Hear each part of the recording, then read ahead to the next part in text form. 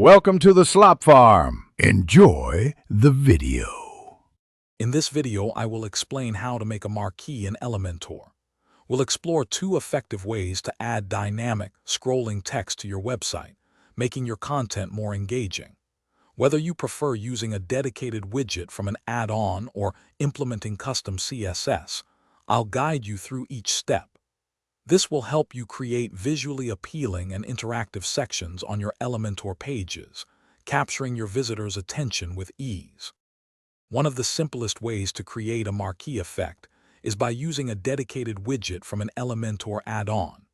First, install a popular add-on like Essential Add-ons or Unlimited Elements. Then, locate and drag the text scroller or marquee widget onto your canvas. You can easily input your text and customize its appearance. Adjust settings for scroll speed, direction, and even set it to pause when a user hovers over it, offering a smooth user experience. For those who prefer more control, custom CSS is an excellent option.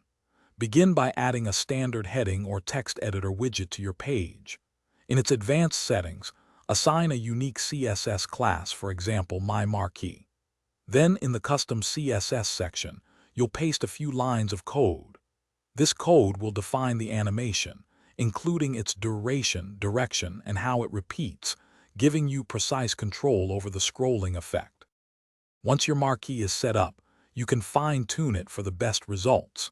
Adjust the animation duration in your CSS to control the scroll speed. A shorter duration means faster movement. You can also easily reverse the scroll direction.